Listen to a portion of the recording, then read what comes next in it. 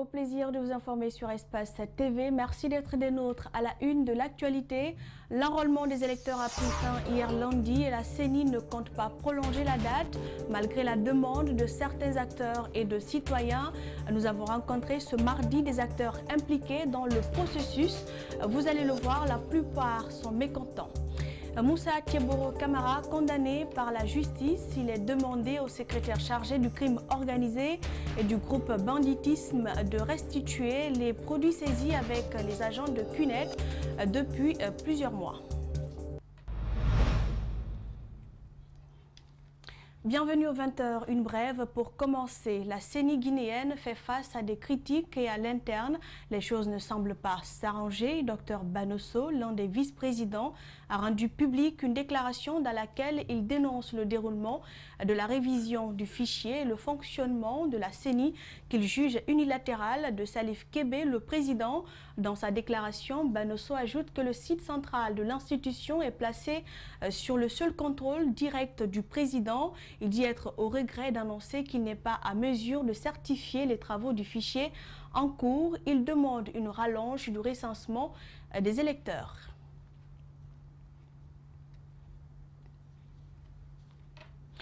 Une autre brève, et comme si cela ne suffisait pas, un autre commissaire issu des rangs de l'opposition a annoncé son retrait du processus électoral. Selon Alassane Bakanera, directeur du département juridique et accréditation de la CENI, le processus électoral en cours est biaisé, la loi électorale ne serait pas respectée. Il se retire du processus mais ne quitte pas l'institution. Il compte animer un point de presse ce mercredi pour expliquer sa décision. Nous restons toujours dans le même cadre. Le président de la CENI était face à la presse hier lundi. Maître Salif Kébé a abordé plusieurs sujets, notamment la question liée au respect du calendrier électoral.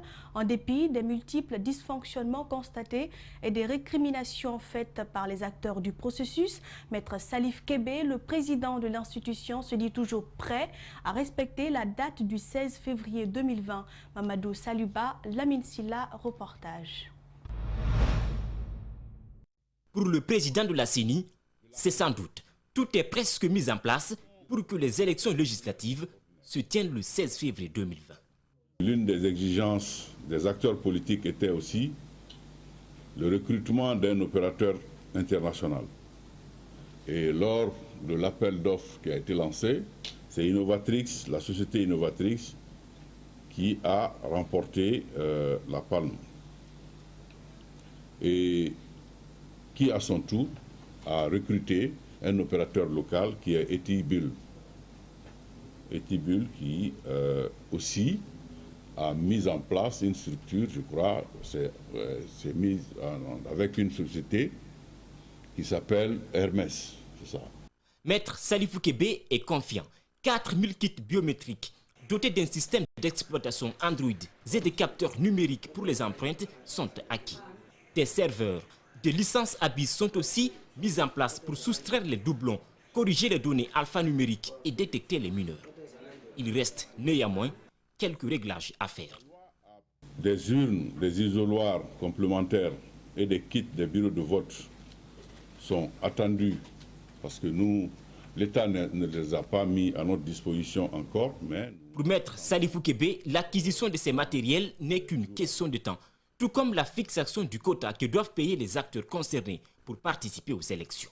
Le délai pour le dépôt des dossiers de candidature par les candidats, par les partis politiques ou leurs mandataires, c'est le 18. Donc cette date n'est pas encore arrivée. D'ici cette date, vous aurez la caution que chaque candidat ou chaque liste de candidats devrait déposer avant de voir son dossier examiné, son dossier validé. Mais en tentant de rassurer les uns et les autres, Maître Salifou Kébé n'a pas hésité de dire que la CENI n'a pas encore tout le budget pour les scrutins. Nous venons comprendre, 7 commissaires issus des rangs de l'opposition se sont retirés du processus électoral. Une déclaration a été rendue publique. Nous y reviendrons dans nos prochaines éditions d'information. L'enrôlement et la révision des listes électorales ont pris fin hier lundi. La Commission électorale nationale indépendante estime que le maximum d'électeurs a été recensé, ce malgré des pannes techniques et manque de matériel signalés un peu partout. Des partis politiques de l'opposition expriment leur déception et craignent une mascarade électorale en février 2020. Mamadou Kalisso, Tierno Sadouba ont rencontré quelques-uns. Suivez.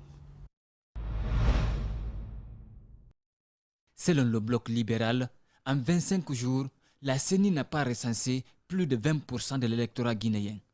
Dr Faya Milimono exprime sa déception. Il distribue des bonnets d'âne aux commissaires de la CENI.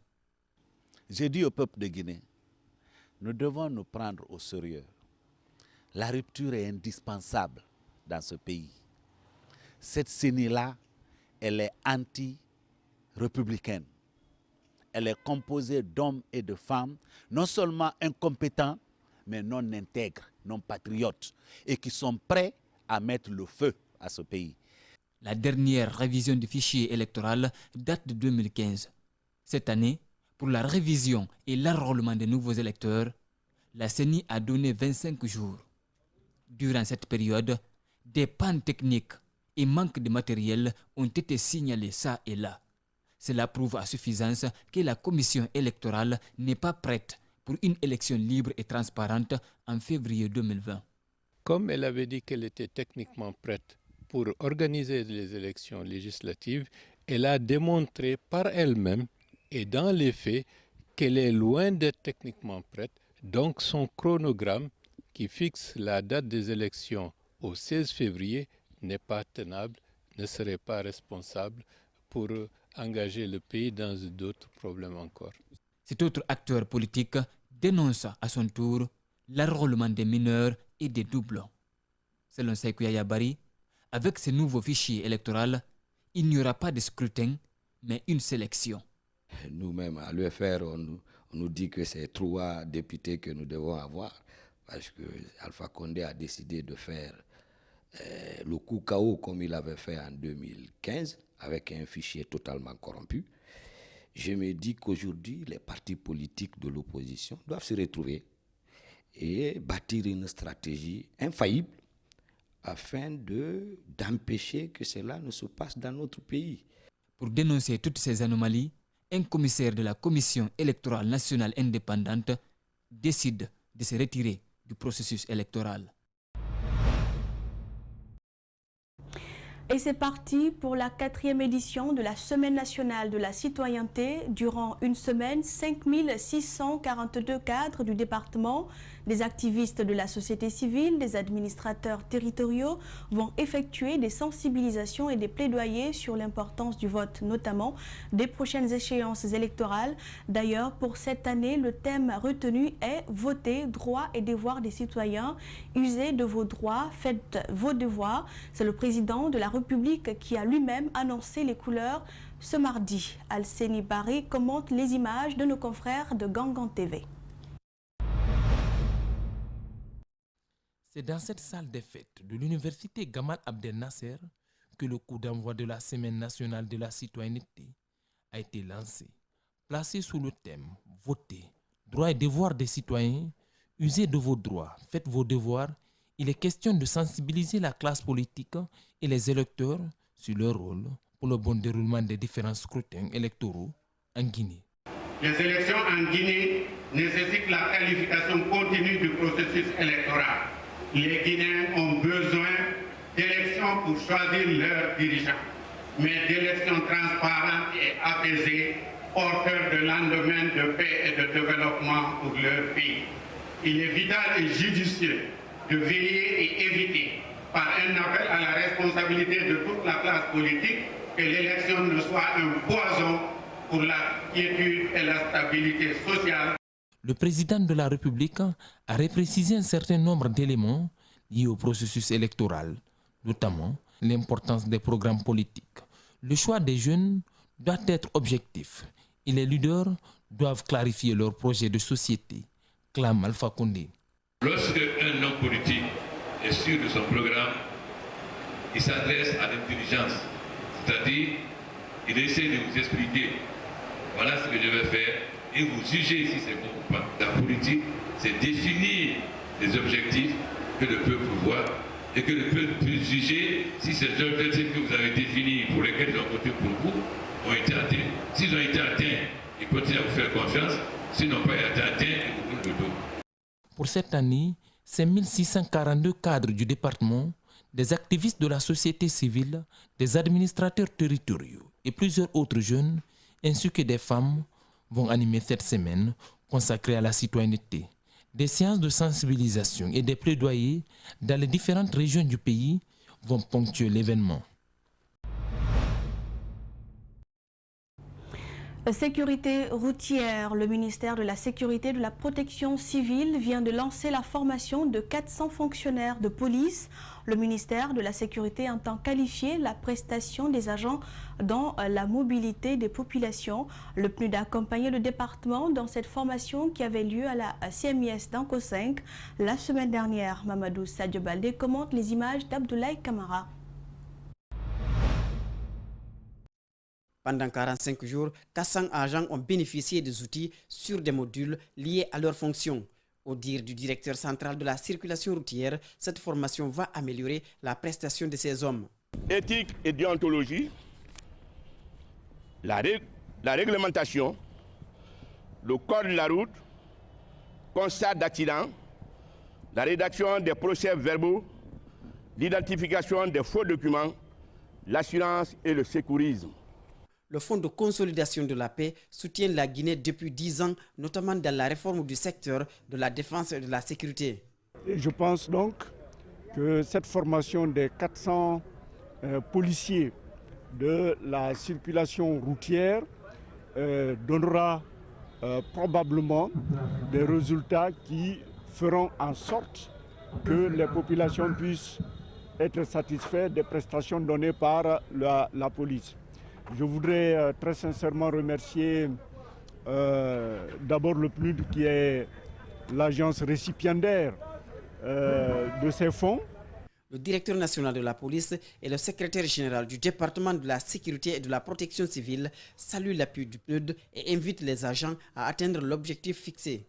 Nous avons décidé d'inviter beaucoup d'autres partenaires pour leur dire voilà le résultat de vos investissements en faveur de nos cadres.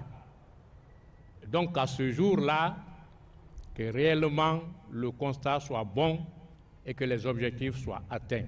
Je commencer par remercier le PNUD de nous avoir accordé cette formation dans le cadre de la déontologie, de l'éthique en matière de sécurité routière et leur renforcement de capacité en matière de constat et du comportement dans la circulation routière.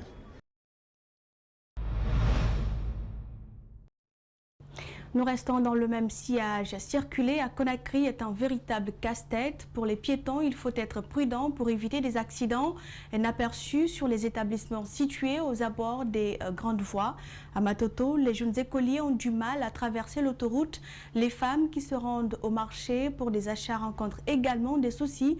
Pour la sécurité de ces personnes, la police routière s'implique en attendant la contribution des passerelles à des points critiques. Reportage Malik Sangiana Kamara et Djibril Kaba Kamara.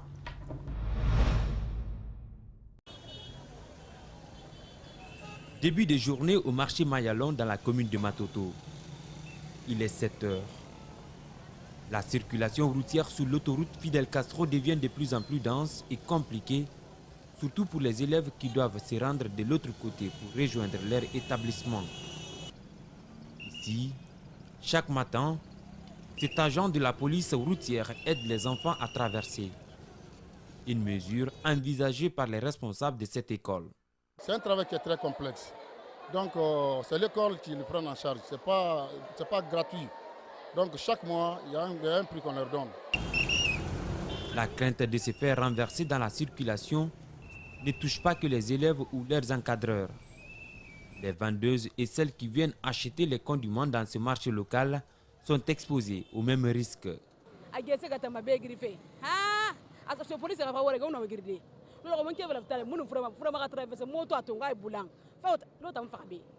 Tout au long de l'autoroute, ce genre de situation est fréquent.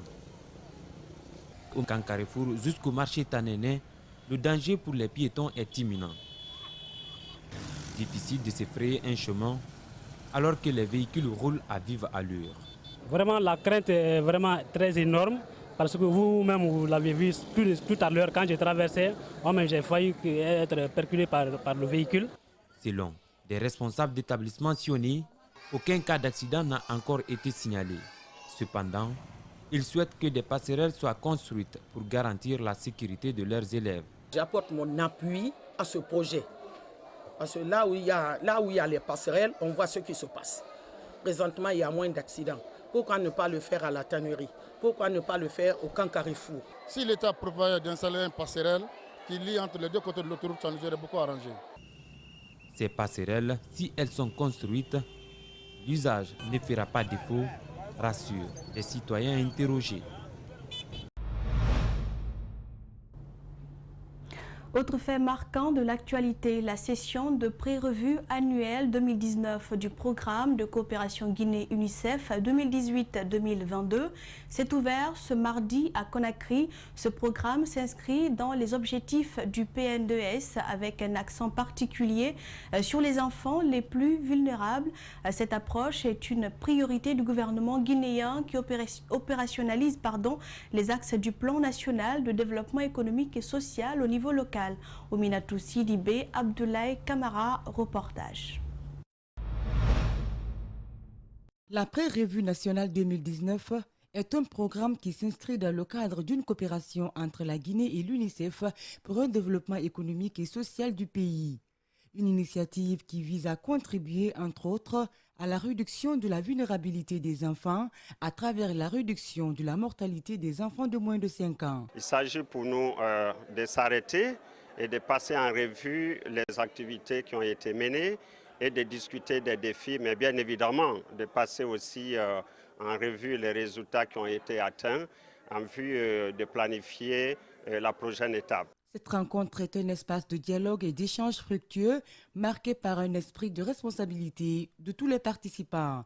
Ils sont cependant réunis autour de la table durant 3 jours pour élaborer sur des thèmes comme la question de la gouvernance, la question du renforcement des systèmes de gouvernance et de suivi et évaluation sur le terrain pour qu'au terme de ces travaux, nous puissions préparer les éléments de la revue nationale qui aura lieu au mois de janvier, qui va regrouper aussi les représentants de l'État au plus haut niveau. En organisant cette pré-revue, le gouvernement guinéen démontre la détermination à assurer un suivi efficace de la mise en œuvre du programme. En fait, c'est une intervention d'abord de qualité de la part de tous les sectoriels ici présents qui vont aider, à identifier la meilleure approche possible pour que les résultats soient plus intéressants que maintenant. Nous, du côté du gouvernement, nous nous tenons avant tout dans une approche d'abord, on va dire constructive.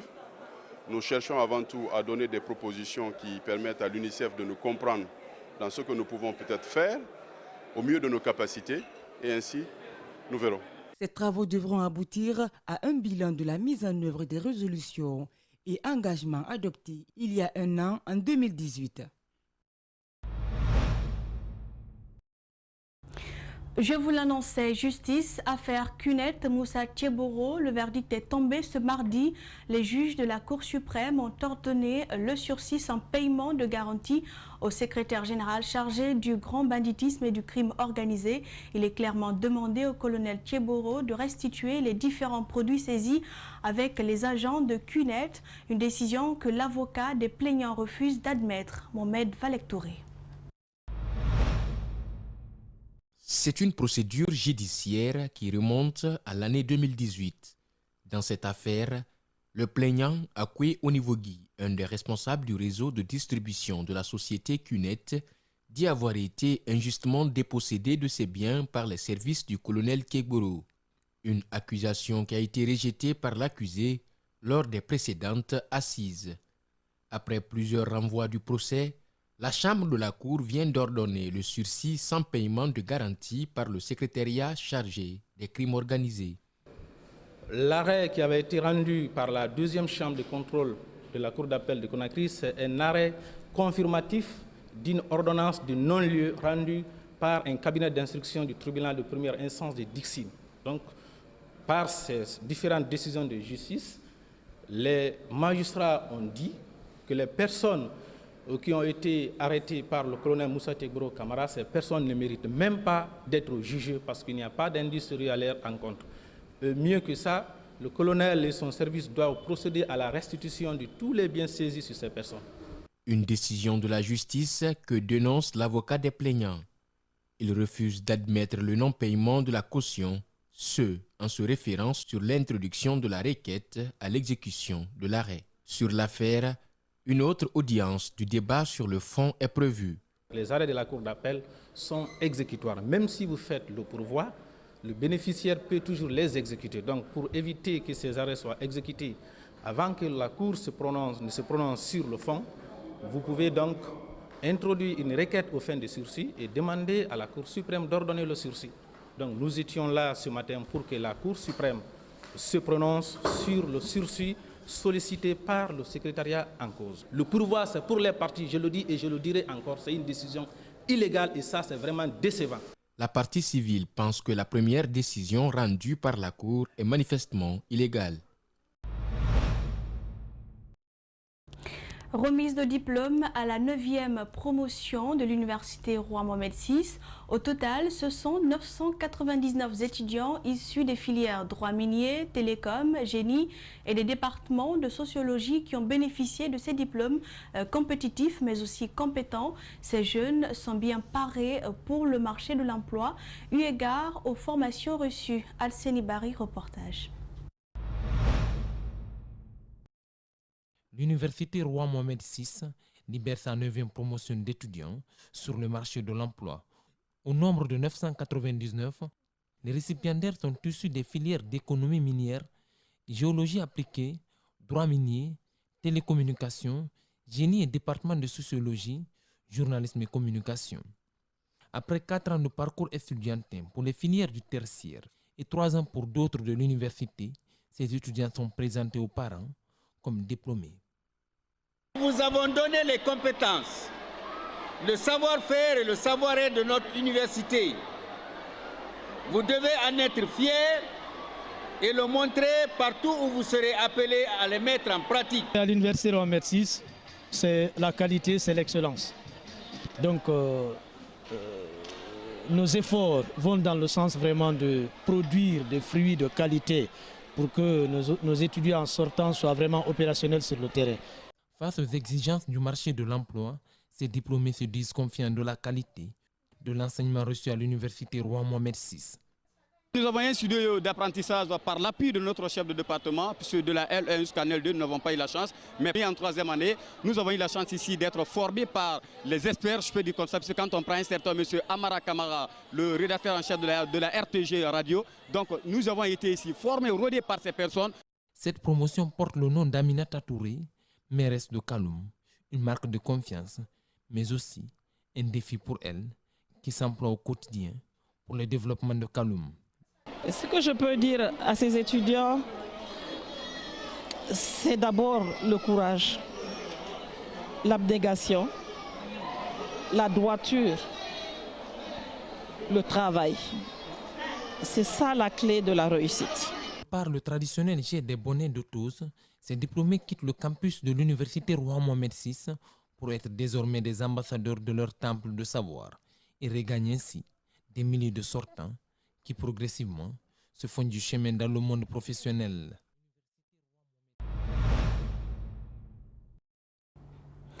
L'ensemble de la rédaction a réalisé cette édition d'information. Merci pour l'attention. Retrouvez Moussa Mouessila à 22h dans la grande édition. Bon suite de programme sur Espace TV.